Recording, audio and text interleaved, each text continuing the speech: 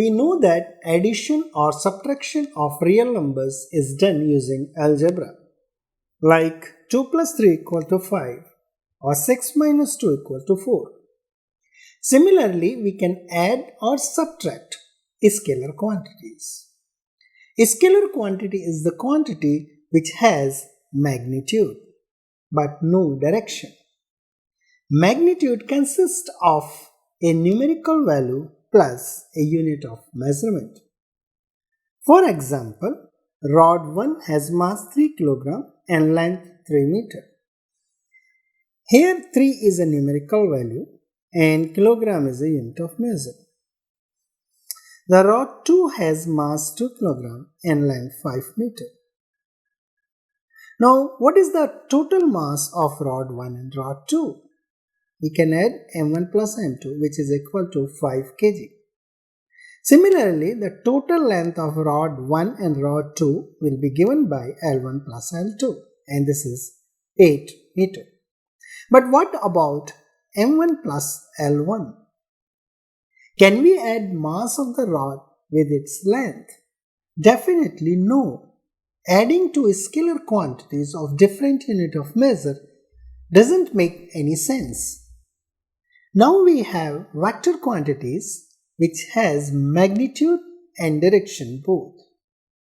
Since vectors are graphical visualization of physical quantities, addition and subtraction of vectors can be done graphically. There are mainly three graphical methods of vector addition. The first one, add to tail method. The second is triangle law of vector addition, and the third is parallelogram law of vector addition. Let's start with head to tail method. In this method, we draw the first vector. Here the vector A. The starting point of the vector known as tail of the vector, and the ending point is the head. Head consists of an arrow which shows the direction of the vector. The length of the vector shows the magnitude of the quantity. Now to add another vector, we have to draw that vector starting from the head of the first vector A.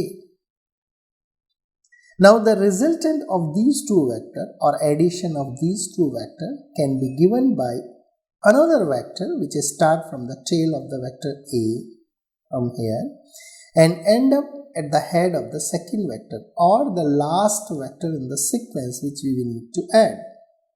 So in this case, the vector C is the resultant vector of A and B.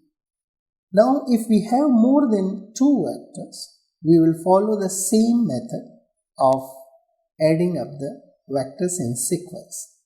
And the resultant vector is given by a vector which joins the tail of the first vector with the head of the last vector in sequence.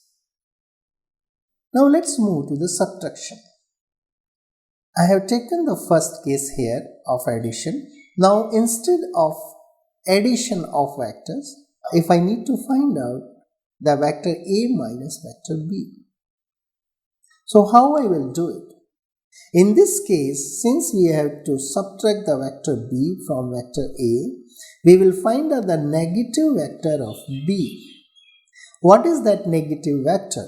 Negative vector has the same magnitude as the original vector, in this case the vector B, and the direction of that vector is opposite to the vector B, like this. So this is minus B vector. The length of this vector is same as the length of B, but the direction is opposite to the original vector B. Now the result of addition of these two vectors will give A minus B. So this resultant vector shows the magnitude and direction of vector A minus B. Now let's take an example. A plane is moving in east direction with velocity 500 km per hour. The wind is blowing in east direction as well with a speed of 30 kilometers per hour. Now, to find out the resultant velocity of the plane, we have to do the vector sum of these two parameters. The vector sum of the plane velocity and the wind velocity is given by the vector which adds both of these vector quantities.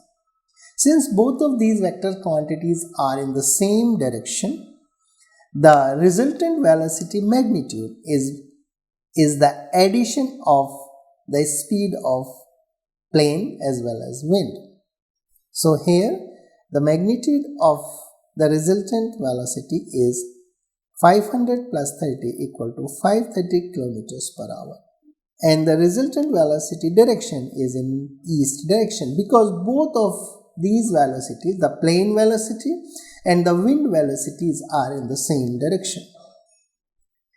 Now let's consider the another case. In this case, the plane velocity is same as 500 km/h in east, but the wind is blowing in opposite direction with 30 km/h towards the west.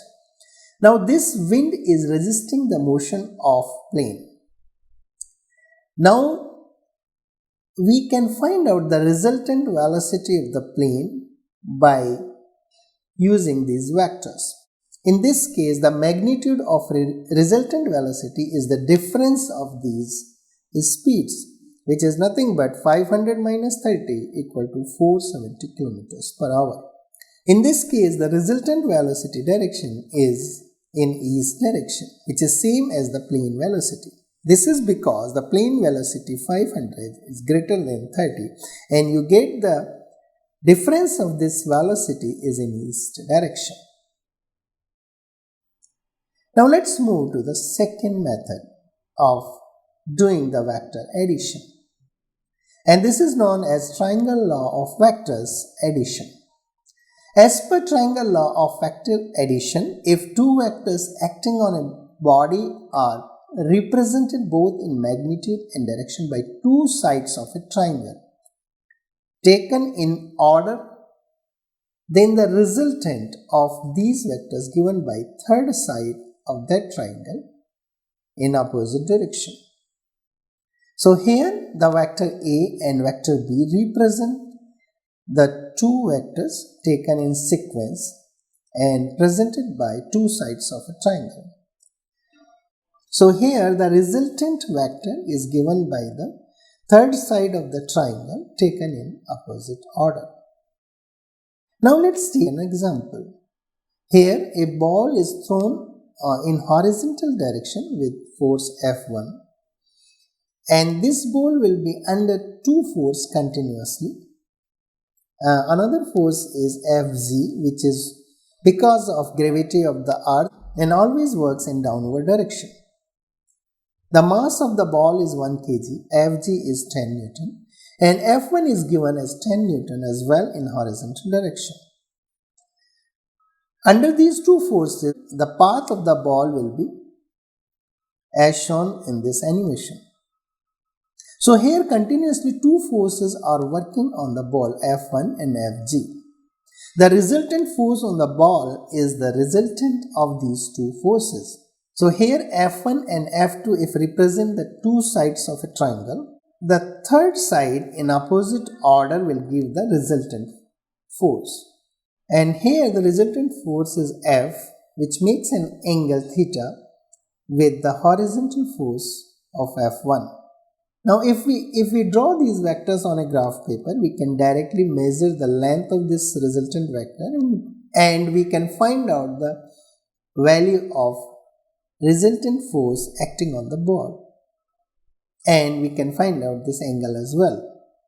The other way to find out this force is using the Pythagorean theorem. Using that theorem, we can find out the magnitude of the force, and using the trigonometric function, we can find out the direction. So here the magnitude of force is given by Pythagorean theorem. Here in this case it comes out to be under root 200 Newton. The direction of this force can be given by trigonometric function tan theta, which is equal to Fg by F1. So here theta is 45 degree. Now let's move to the third method of doing vector addition. This is a parallelogram law of vector addition. In this law, if two vectors acting on a body are represented both in magnitude and direction by two adjacent sides of a parallelogram, then the diagonal of parallelogram through the common point represent the sum of two vectors. Here there are two vectors, vector A and vector B, which are represented by two adjacent sides of a parallelogram. We can complete this parallelogram by drawing the two lines parallel to vector A and vector B. Now the resultant can be represented, or sum of these two vectors can be represented by a diagonal of parallelogram through common point. Okay, so common point is this for these two vectors, and we can draw a diagonal through this, and this diagonal represent the resultant vector R. And this resultant vector makes an angle alpha with vector A. Then in this case we can write down the resultant vector magnitude with this equation, where a square plus b square plus 2ab cos theta and under root of it.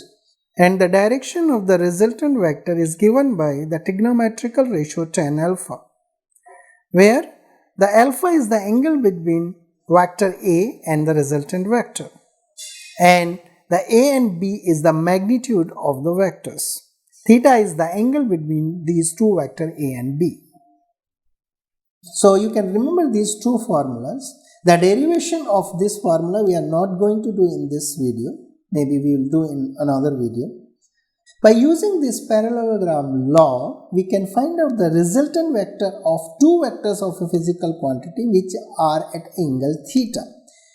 And we have seen in our previous slide that we used the Pythagorean theorem and the trigonometrical function to find out the resultant vector of two vectors which are at 90 degree, right? But this is more generalized way to find out the resultant vector. Now let's take an example. Here two forces of magnitude 3 Newton and 4 Newtons are inclined at angle 120 degree. So we have to find out the magnitude and direction of resultant force. We have two vectors here, F1 and F2, which are at angle theta. So we can use the parallelogram law of vector addition. We can complete this as a parallelogram by drawing the parallel lines for F1 and F2. Now from common point of these two vectors, we can draw a diagonal which represent the resultant force. The alpha is the angle between F1 and the resultant force. Here theta is 120, F1 is 4 Newton, F2 is 3 Newton. So the resultant force can be given by using the formula of parallelogram. By using that, we got the resultant force as under root 13 Newton. And the direction can be given by the another formula, and the tan alpha will come out as 3 root 3 divided by 5. And that's all we have for today's session. I hope you would have enjoyed this session. If you think you have learned something new today, then please click like button and put your comments in comment box and subscribe us for similar type of videos. Thank you for watching. See you next time. Bye.